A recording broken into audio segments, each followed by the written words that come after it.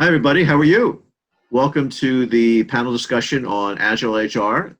You're in for a really, really exciting 45 minutes. We have a group of experts here that are really going to explore the subject.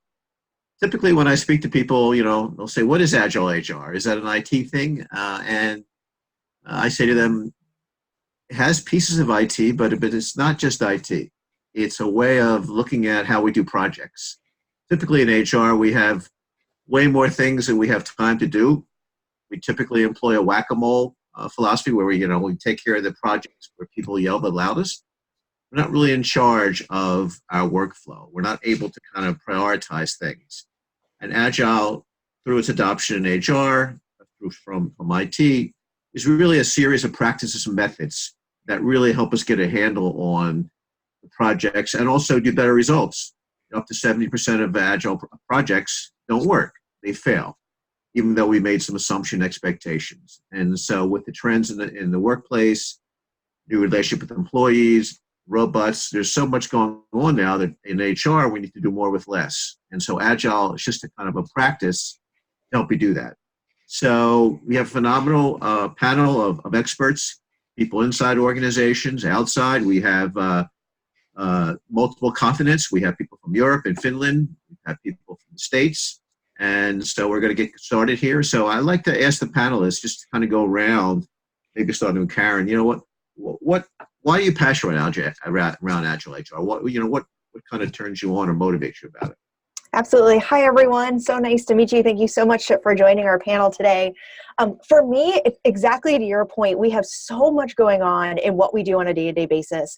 And I've been able to lead some really big projects that are really exciting, as well as have to be in the day-to-day weeds. And if I don't have some sort of methodology that helps me stay focused on what's really going to drive the most value from a timeliness manner, those are things that really help me literally in my day-to-day, which also makes me just better for my organization. So for me, having the agility within HR really makes that a nicer priority for me. Okay. Sanjeev, I'm sorry, tell us a little bit about your background. Karen? You're asking Karen or me? Karen, I'm sorry, tell a little bit of your background, just a little small. Sure. So I've been in HR for almost 20 years now, been generalist, leading L&D, leading operations. Right now I'm the head of HR for a smaller tech startup that's growing pretty quickly here in New York City. But I actually got my start in theater and was a stage manager and worked out in LA for a couple of years before I made the transition. Okay, welcome. Thank you. Sorry, just a little bit while you're passionate, just also a little bit about yourself, your background. Hi, everyone. Really nice to be here. My name is Sanjeev Sehgal. I'm the head of HR strategy and Agile HR for the World Bank Group. I have been in HR for roughly about 15 years.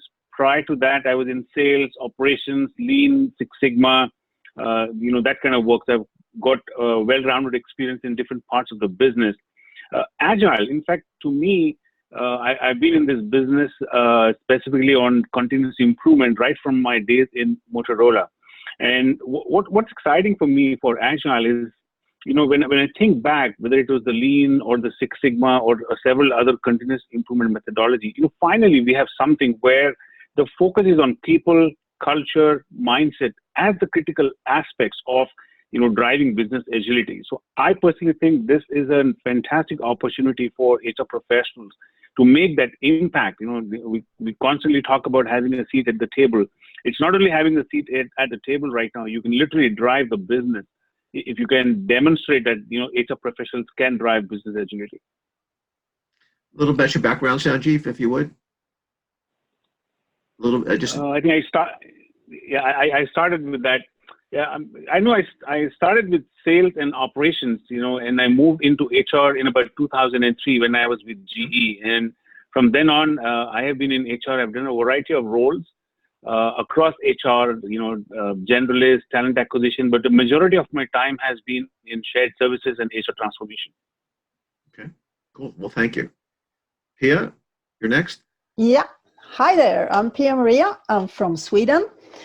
And I am passionate about Agile HR because there is so much we can gain from stopping to police the organization by too rigid structures and policies that will prevent people from performing and be happy rather than support them.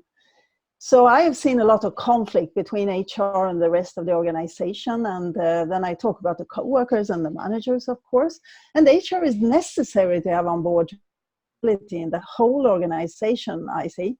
Because if HR does not change, nobody can in the whole organization. And then we cannot reap the benefits from business agility. So I am an author. I wrote a book a couple of years ago called Agile People. I'm also a speaker, I am a consultant, and I'm the founder of Agile People, which is a worldwide network of passionate people who think alike, like me. Cool. Well, thank you. Last but not least, Rena. Hey everyone, very good to have you online. I'm seeing people all over the world. Very nice to have you here. My name is Rina Hellström. I'm from Finland, and I'm also kind of a pioneer of Agile HR. I've been doing that for almost 10 years now. I'm one of the co-founders of Agile HR community, and we are consulting and training people in this domain globally. Why I'm passionate about Agile HR is it's going to change, or it's changing the whole realm of our profession, basically. It's about rethinking why we are there, how we do things, and what kind of value we create. And I think it's super exciting for this profession to finally find some mindsets and methodologies that helps us navigate this complex environment where we are in, to actually get things done while things are changing around us all the time. And that's what I'm seeing with people who get into this is it's finally a way that helps me create value in this complexity. Great. Welcome. Thank you very much. Before I forget, if you're watching on LinkedIn, please introduce yourself, just where you're from, something about you as we're scrolling through here. And if you have any questions, we should have some time for your questions. Hopefully, if you came on the call a little apprehensive about Agile, you've seen it's not going to kill you. It's not going to, you're not going to be overwhelmed, but it's going to be a tool to really help you be more successful and get more things done. And you can see the passion in our panel here. So what, people always, the toughest thing is how do you get started? It's a lot, it's a lot of challenges in the organization. So, what do you think HR leaders should be considering when they're implementing Agile projects? What comes to mind? Sanjeev, you want to start with that? Unmute. There we go. Yeah, I think for HR leaders, I'm actually going to begin with the story when I moved into HR. I was in Six Sigma, and there was this opportunity to move into HR. And I accepted the opportunity, and I went to a senior business leader who was my mentor. And when I told him about this opportunity, his advice to me was, yep, I think it's a good opportunity, but you need to have broad shoulders and you need to be a very good listener. And I didn't know whether he was motivating me or he was kind of discouraging me, because to me, the picture was that, it's a function where you are continuously driving compliance. You're focusing on standardization, and people come in and just share their issues, and you go and find the solutions. And to me, it was exactly opposite of what I was actually aspiring to be in HR. So to me, when I think about that story, I think HR leaders need to demonstrate that they really understand the business, because today the business leaders, the world is changing so fast, and it is about the people. The reality is that, if you have a great team, you can do wonders. And I think HR leaders need to really demonstrate that they are understanding the business context. They're able to help their business leaders make the talent decisions which will help them succeed, not only in the near term, but in the longer term. So to me, as HR leaders, you need to possibly lead the way and drive this project using Agile methodologies. Because to me, this, like I said before, what makes me really go on the whole Agile journey is the fact that there is a huge appetite in the business, and HR is right there, and we can really play the role if we can just demonstrate that we understand the business. Yeah, you bring up a good point. It's Agile is not just in HR. I've seen it adopted in marketing and logistics and finance. So all the functional areas are looking for incremental improvements to do things with more with less. Pia, you wanna answer that question? Yeah. consider? Definitely, and I agree totally with Sanjeev on the things he's saying. Actually, I don't think that you should implement an Agile HR project, but you should start working with continuously implementing more Agile values and a more Agile mindset, both for HR themselves, but also for the whole organization. And that's the most important role. A project indicates that there is an end. And when it comes to Agile, that it's you embark upon an Agile journey, and you will never be ready or finished with that journey. And you will continue to improve in a common direction and improving work using Agile tools, practices, and values all the time when you have started. So it's not like now we implement Agile and it's done. And besides that, it's not about starting to do so many new things. It's rather to stop to do old things that does not work anymore, and to give structures that support instead of hinder people. And if you do this, Agile will happen quite naturally by itself. So you give people responsibility, and after some time they will realize that they are being serious about giving responsibility from management, and they will start taking it. And this happens quite naturally when you make sure that people have competence and authority to act, create, and innovate. So Fantastic. that's really beautiful. Okay. Rena, want to take that question? Absolutely. One of my favorite ones. I think that I agree a lot with Pia Mia, my friend and my mentor and my friend from a long time ago with Agile HR, is that Agile HR isn't a project methodology. You should not stop there. You should start with understanding the whole kind of holistic thinking about what is an Agile mindset. Why do we change it from a planned waterfall long-term thinking to an incremental way of continuous improvement? What lies underneath that? Once you understand that, you can move into understanding the methodologies, the frameworks, the tools, techniques, which will bring you a lot of different methodologies to navigate that complexity. And where I say, yeah, you can start with a project is when you really want to start learning Agile, because only by doing it, you will start learning what Agile HR is about. You can't read that. You can't learn that from listening to people like me on a stage. You have to start doing it. And I would say get a coach, try it small scale, start learning how that mindset starts working in real life. So yeah, yes and no, don't start with a project, but once you understand the mindsets and have that in the background, you can start trying out. Okay.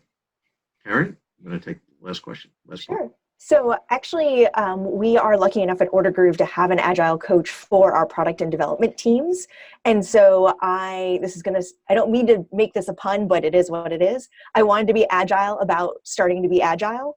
And so I went to her first and I said, what are some small things that I can be doing to change my mindset? What are some things I could just start trying to learn? Where's like a starting point for me? And I think, like I said, I'm lucky enough to have someone in-house that she was able to flex a little bit and help me. But whether that is turning to people that you're learning from today or wherever the best place for you to learn, but just try. And that will really set you on the right path versus trying to think about this big thing that you need to try to implement. Because that's exactly the opposite of what you're eventually going to get to anyway. Yeah. The way I like to describe it is Agile is a way of working, right? It's HR. Typically, we work in HR, but not on it.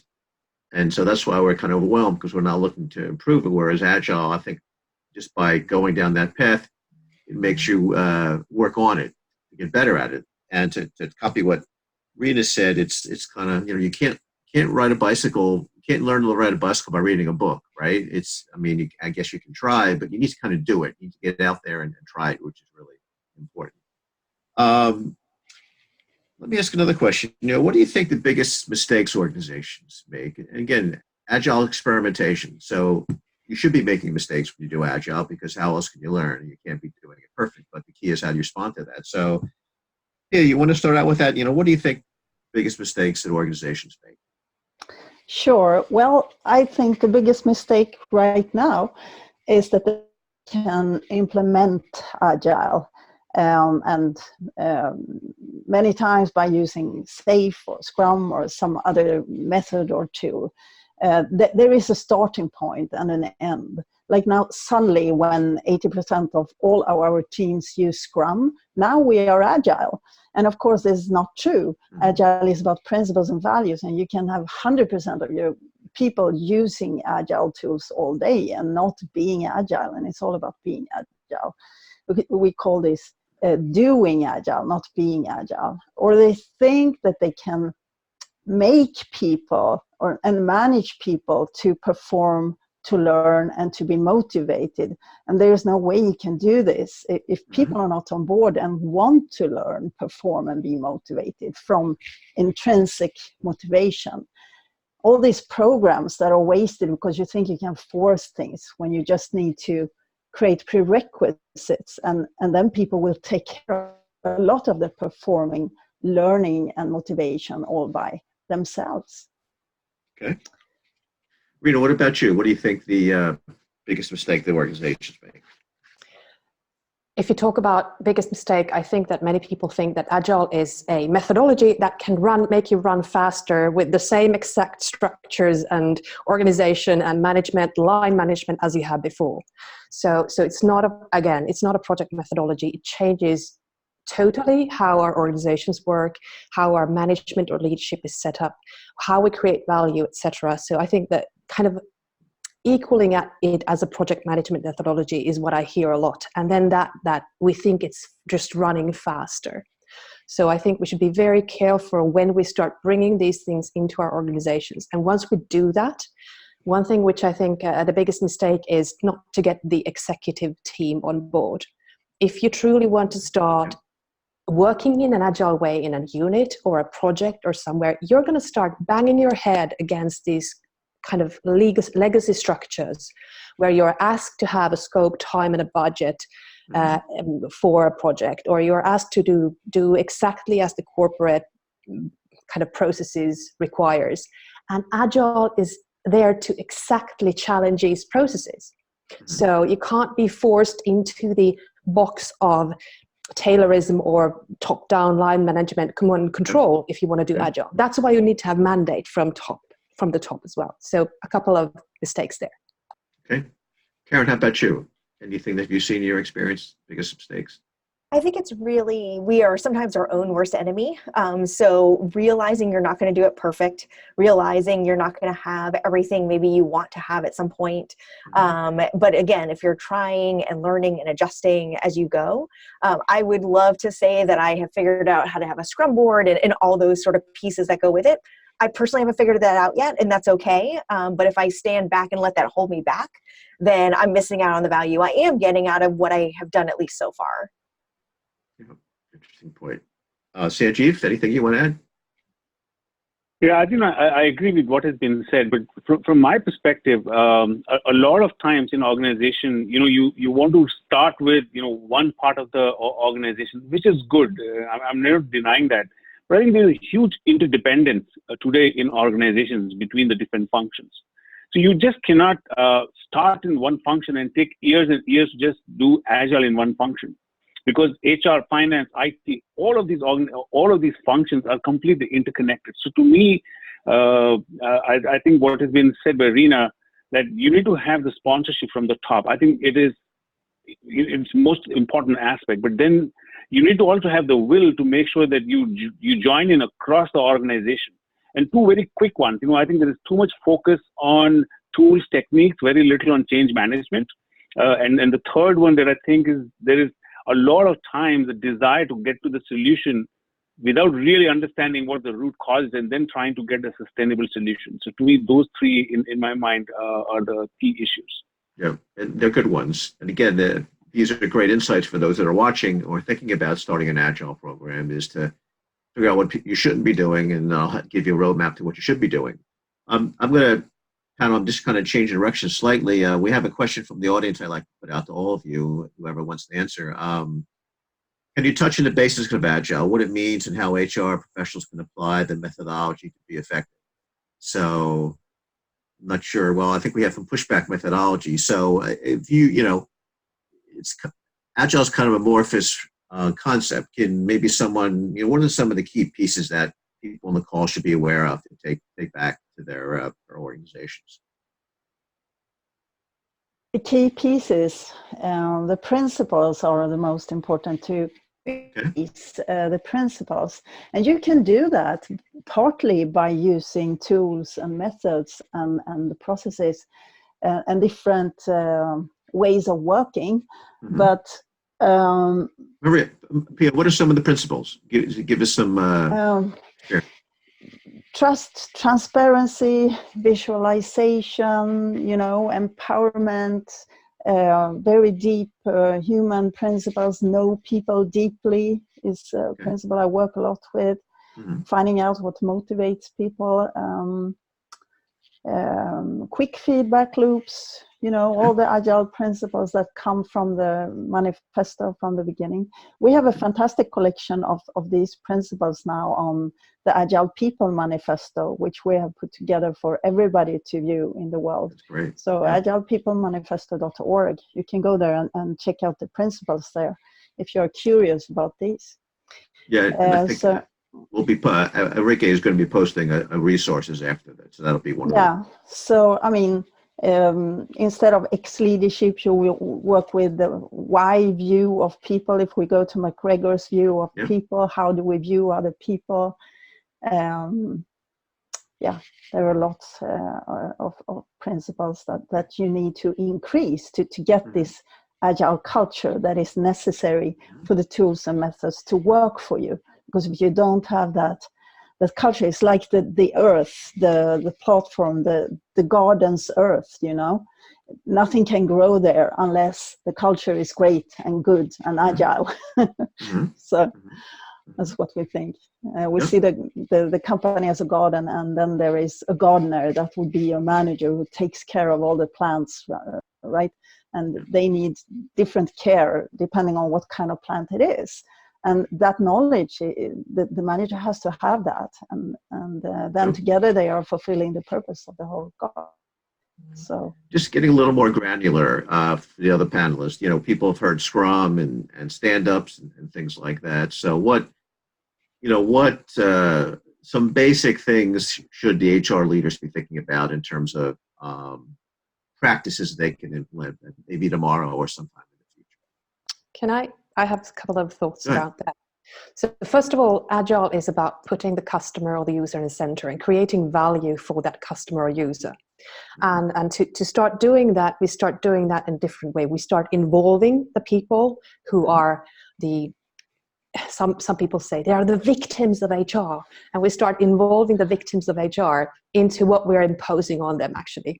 So we start co-creating with the organization, getting managers and employees in, teaching them to, finding the way how to do the best possible value with the least possible resources and with the constraints that we have in HR.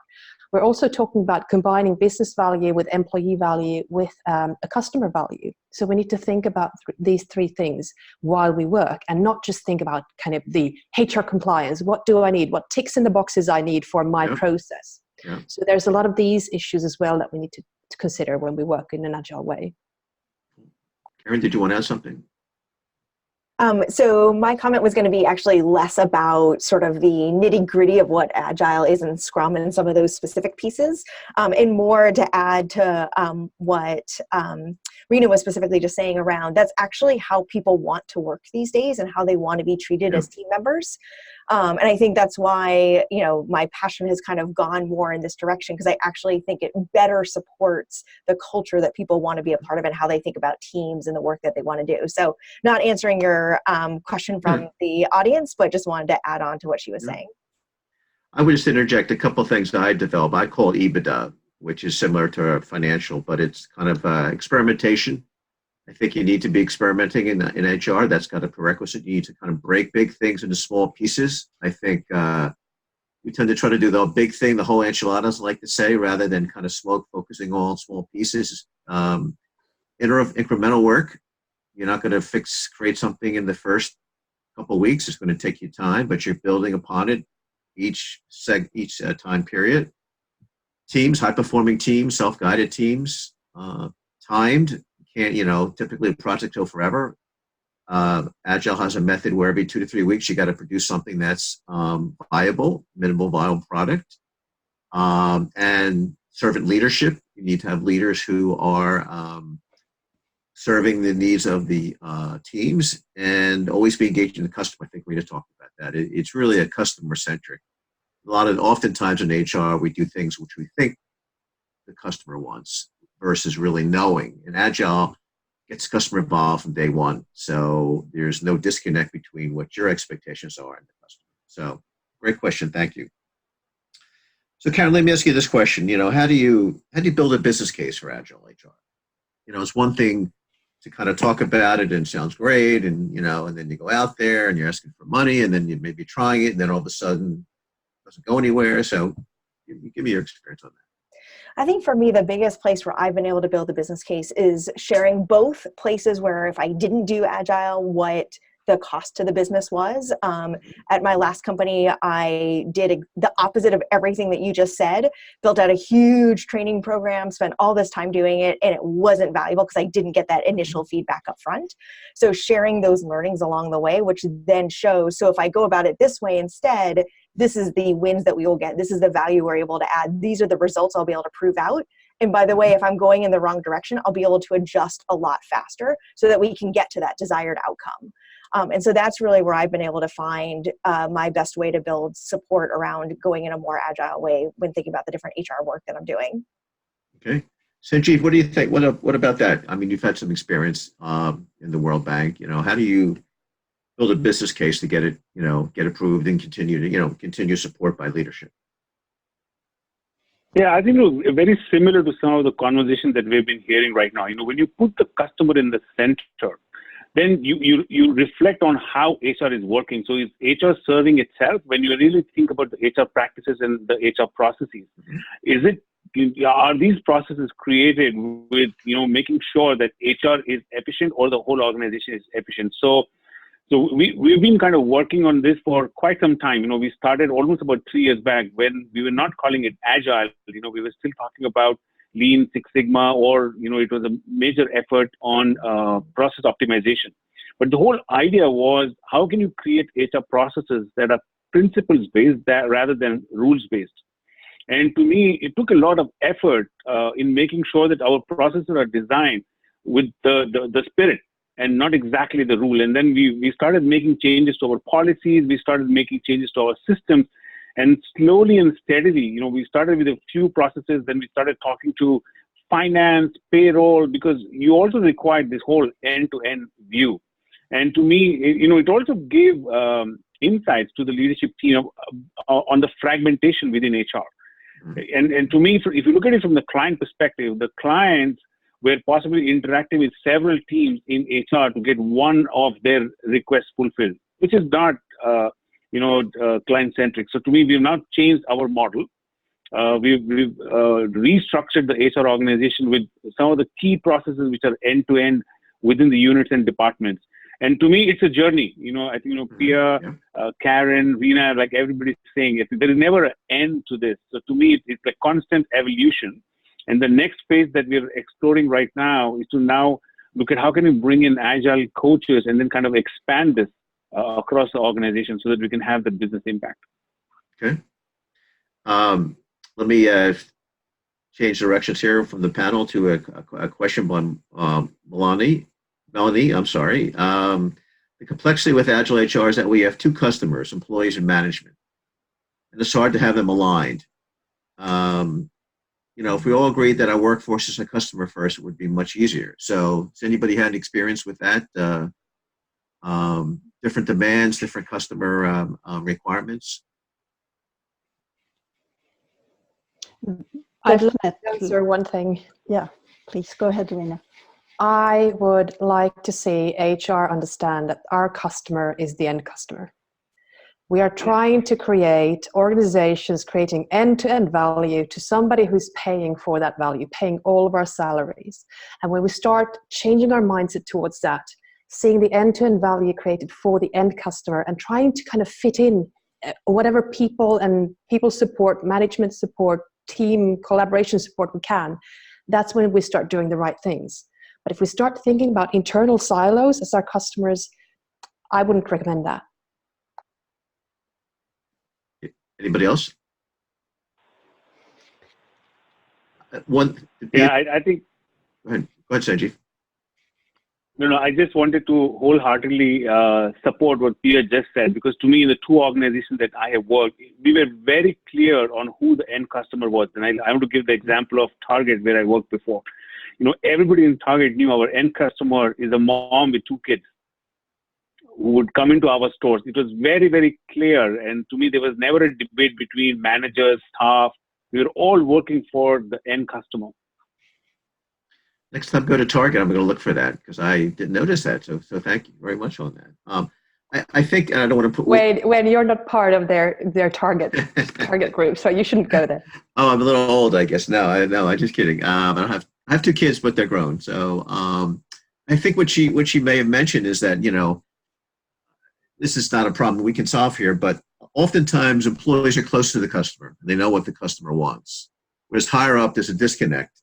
And we got to do things this way because that's the way we've always done it. We have shareholders, but in fact, you have people down here who are not with the customer. And so there's a disconnect sometimes that many organizations I've seen have that. It's called the official truth and the ground truth. And the ground truth is where the customers and the employees interact. And so I think Agile can be helpful to that because, you're focused on the external customer, I think, more so, and you bring people along as they see the power in their action. I'm not sure I have the right answer, but No. I think Melanie was coming. I don't know. I think there is another problem if you have co-workers or employees who have different priorities from management. Then you have a bigger problem than, who should I prioritize? Then you don't have alignment and you're obviously sub-optimizing and not working for the whole, all of you together. So then you have a cultural problem, I would say, or leadership problem. Yeah. And it could potentially tie to what is the desired outcome you're actually trying to get to. Yeah. And then, yes, sometimes that may mean X group, benefits more from it, or Y group maybe struggles with a little bit more. But if you're always driving to that right outcome, then you'll be able to figure out the right path to get there. Yeah. Is that an argument for starting small, in a particular small group, where you typically would have more alignment with the business leader and the customer and employees? I know we've had some different opinions here now, so maybe the question is how do you get started?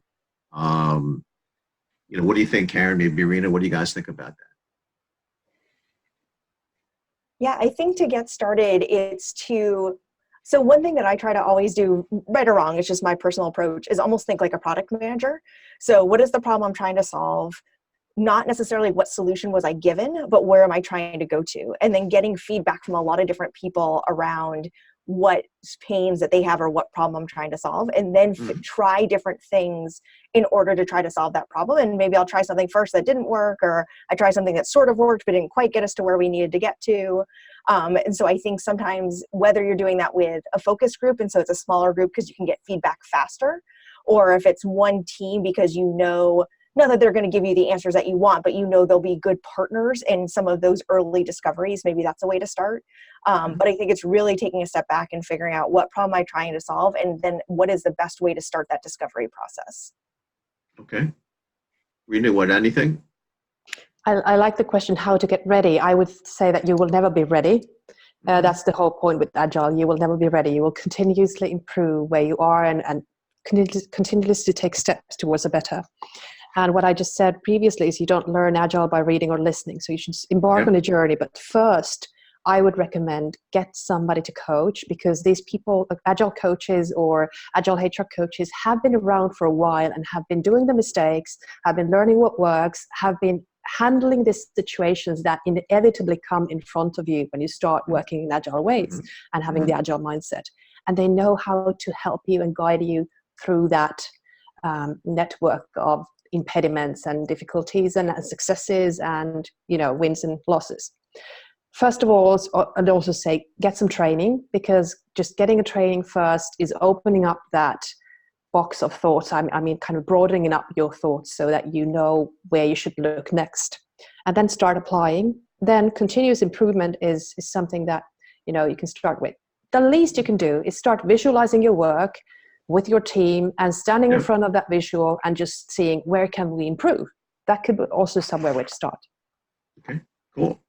Reed, let me put you on the spot again. Have you seen, obviously you've been doing this so long, and maybe Pia, anybody actually, what are some success stories? We've talked a lot about challenges and things like that, but give me an example where you've really seen it make a big difference in your work with clients.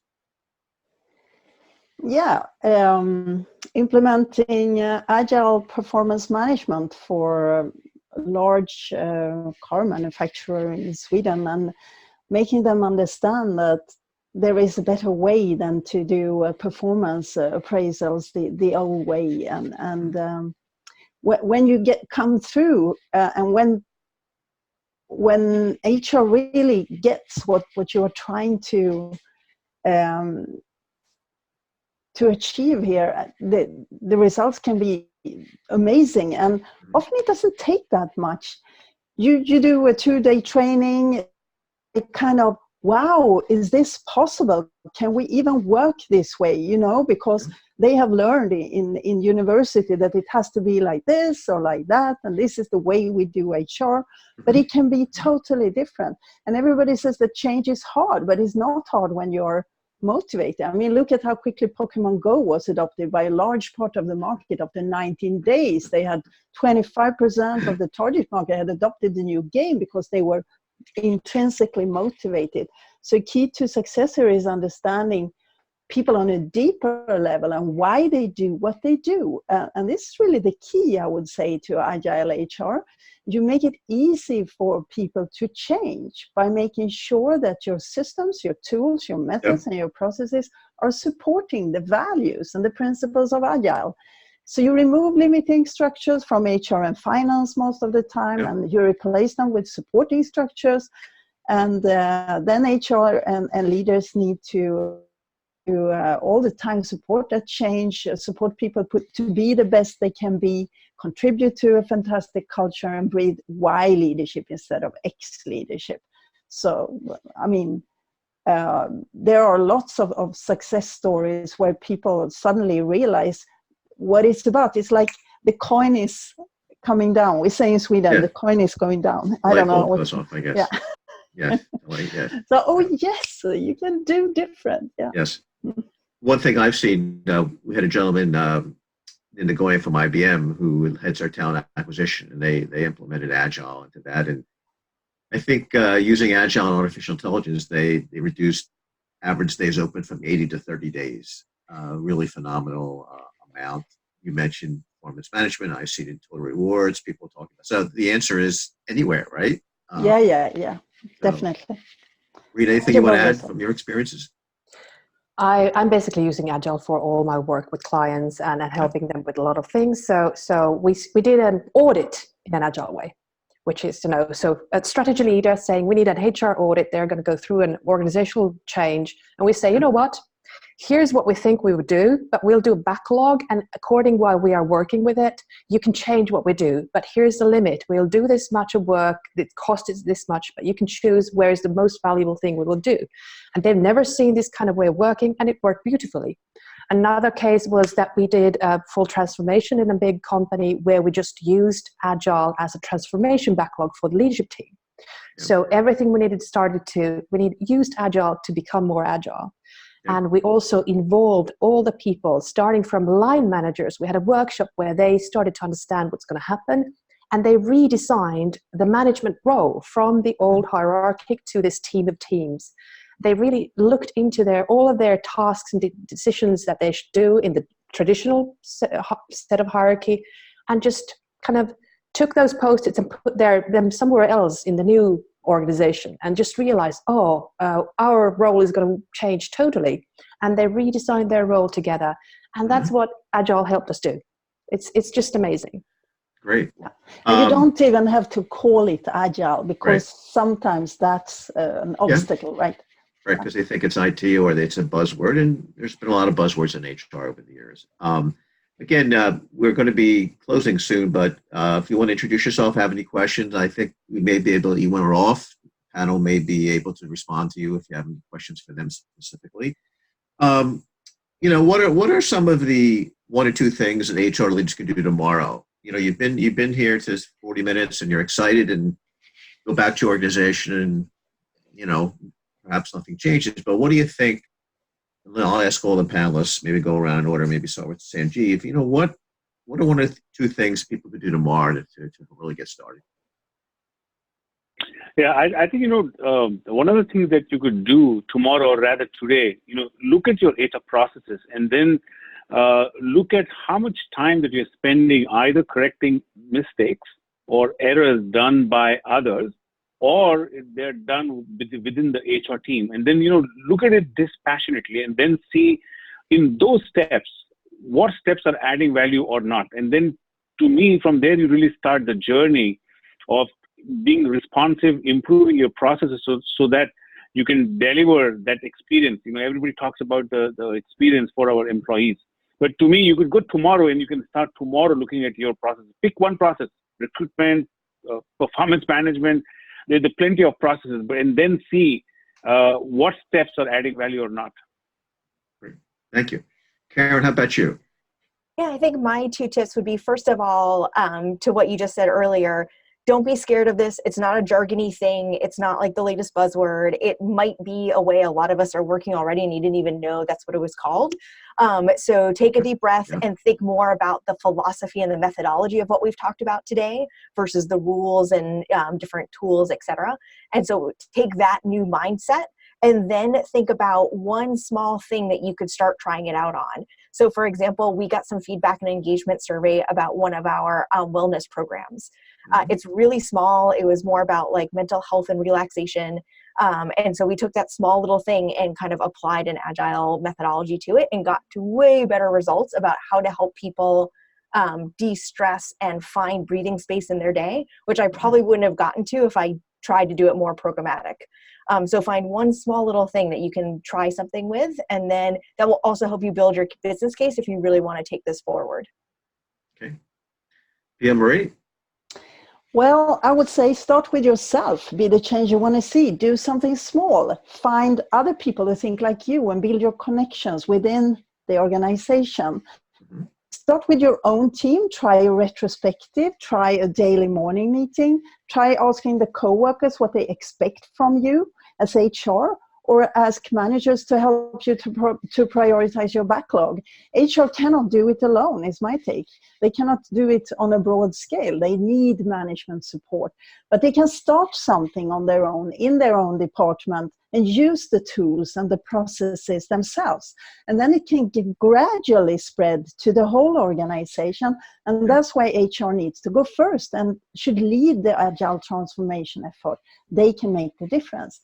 So one thing that you can do instantly is to get inspired and get a feel for the agile principles and values by visiting the agilepeoplemanifesto.org, which was released yesterday and was co-created by 19 agile people from 15 different countries in the world, and we are so proud of it.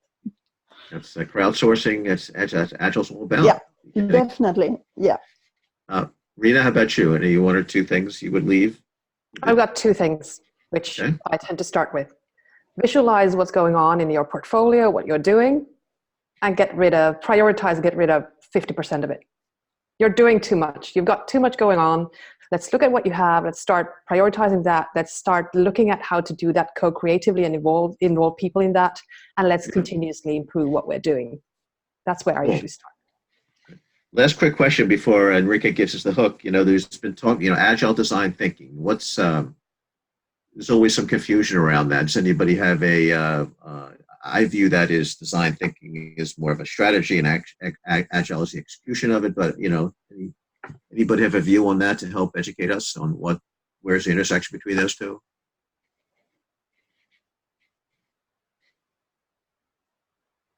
Sanjeev, any thoughts around that?